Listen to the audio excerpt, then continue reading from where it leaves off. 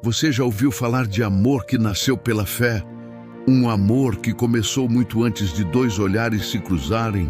E se eu te dissesse que um simples ato de gentileza se tornaria uma das histórias de amor mais profundas da Bíblia? Imagine a jovem Rebeca deixando tudo para trás. Sua casa, sua família, sua terra, apenas confiando em uma promessa.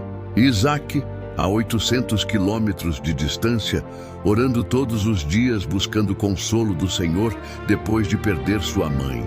O que aconteceria quando esses dois destinos finalmente se encontrassem? A história começa em um poço, um não, mas dois poços, um que remetia à promessa e à confiança, e o outro coragem e gentileza.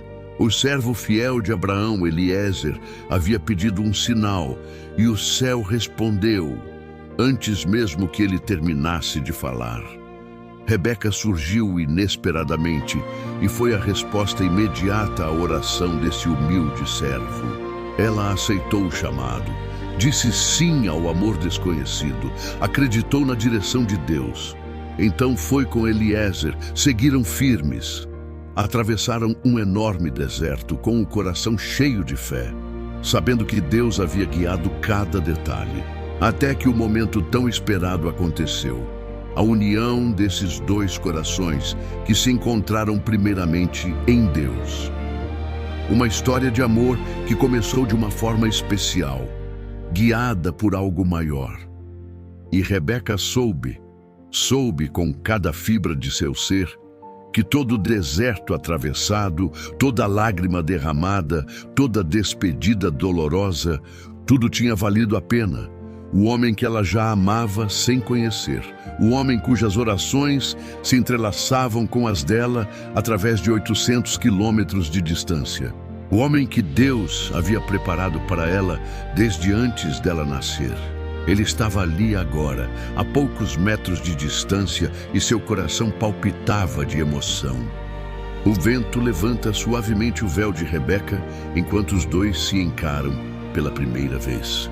Um momento de conexão espiritual e destino cumprido, em meio à vastidão silenciosa do deserto. Quem é aquele homem? Rebeca perguntou, e sua voz saiu trêmula, pequena. Eliezer sorriu, um sorriso carregado de emoção e significado. É Isaac, meu senhor. Eliezer respondeu com um sorriso. Ele vem ao campo meditar todo entardecer. Rebeca tremia de expectativa e ansiedade, mas não somente isso. Era reconhecimento profundo de que Isaac era um grande homem de Deus. Era a sensação mais esmagadora de que toda a sua vida, cada passo, cada escolha, cada oração, havia sido um caminho levando àquele momento exato. Ela desceu rapidamente do camelo, quase tropeçando. Suas mãos tremiam tanto que ela mal conseguia pegar seu véu, e cobriu o rosto. Não apenas por modéstia ou tradição, mas porque o momento era grande demais, sagrado demais. Como se estivesse prestes a encontrar não apenas um homem, mas seu destino. Isaac parou de caminhar, virou-se, viu a caravana se aproximando, os camelos carregados, os servos e Eliezer, seu servo fiel. E começou a correr. Não andou, correu, como alguém que havia esperado tempo demais, como alguém que havia orado tempo demais, como alguém cujo coração já sabia o que seus olhos estavam prestes a confirmar. Quando ele chegou perto, Eliezer desceu e contou tudo, sobre a jornada, sobre a oração, sobre o sinal, sobre como Rebeca havia cumprido cada palavra, antes mesmo que a oração fosse concluída. E Isaac ficou em silêncio. Olhou para Rebeca, pegou em suas mãos, e um silêncio longo, profundo, carregado de emoção, envolvia os dois. Então, com mãos gentis, mãos que tremiam ligeiramente, ele ergueu o véu de Rebeca, e seus olhos se encontraram. E naquele momento, naquele segundo suspenso no tempo, dois corações que oravam em poços separados finalmente se encontraram. Rebeca viu tudo o que Eliezer havia descrito. Viu a dor nos olhos dele, a dor de quem quase foi sacrificado, de quem perdeu a mãe, de quem carregou solidão como um peso por anos. Mas viu também bondade, viu gentileza, viu fé profunda, viu um homem que havia sido quebrado, mas que escolheu não se tornar amargo. E Isaac viu nela algo que fez seu coração, tão machucado e cansado, começar a bater diferente. Viu pureza, viu coragem, a coragem de deixar tudo para trás por fé. Viu beleza, sim, mas uma beleza que vinha de dentro.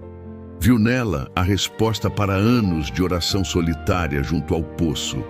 Rebeca, ele sussurrou seu nome como se fosse a palavra mais sagrada que já havia dito, como se fosse uma oração respondida tomando forma humana. E ela soube com cada fibra de seu ser que tinha feito a escolha certa, que todos aqueles dias de jornada, de dúvida, de medo, tudo havia valido a pena para chegar até aquele momento. Isaac a levou até sua tenda, não qualquer tenda, a tenda que havia pertencido a Sara, sua mãe, a tenda que estava vazia há 3 anos, a tenda que ele não conseguia deixar ninguém entrar, porque era sagrada demais, cheia demais de memórias.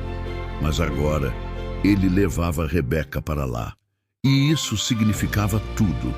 Significava que ele estava pronto para deixar alguém entrar, não apenas na tenda, mas em seu coração, no espaço que havia sido ocupado pela dor. E ali, naquele espaço sagrado onde Sara havia vivido, amado e orado, Isaac e Rebeca se tornaram marido e mulher. E a Escritura diz algo tão simples, mas tão profundo, que atravessa milênios. Então Isaac a levou para dentro da tenda de Sara, sua mãe, e tomou Rebeca por esposa. Ele a amou, e Isaac foi consolado após a morte de sua mãe. Consolado. Essa palavra carrega universos. Isaac, o homem que quase foi sacrificado, o homem que perdeu sua mãe, o homem que carregava a solidão como um manto pesado, ele encontrou consolo, não cura completa instantânea, cicatrizes não desaparecem, mas consolo, luz na escuridão, esperança onde havia apenas dor, amor onde havia apenas vazio. E Rebeca encontrou seu lar. Não apenas um lugar físico, mas um propósito, uma razão de ser. Um amor que, embora tenha começado no desconhecido, cresceria e se aprofundaria com o tempo. 2 corações, 2 poços, 800 quilômetros de distância, mas um único Deus que vê, que ouve, que responde. E naquele entardecer em Laai-Roi, enquanto o sol se punha sobre Canaã, 2 orações finalmente se encontraram. E a promessa de Deus continuou. Se essa história tocou seu coração, se você sentiu algo se mover dentro de você enquanto acompanha a jornada de Rebeca, então você entende por que essas histórias precisam continuar sendo contadas. Deixe seu like, não por mim, mas para alguém que precisa ouvir isso hoje. Inscreva-se no Dorama Bíblico, porque essas não são apenas histórias antigas. São espelhos da nossa própria jornada de fé, dor e promessas cumpridas. E nos comentários me diga, qual parte da história de Rebeca mais tocou você? Dorama Bíblico, onde a palavra ganha vida, onde fé encontra emoção, e onde você descobre que as histórias mais antigas são, na verdade, as mais atuais. Nos vemos no próximo episódio, onde vamos acompanhar tudo o que Rebeca passou depois desse encontro. Uma jornada cheia de desafios e reviravoltas. Vamos juntos nessa jornada.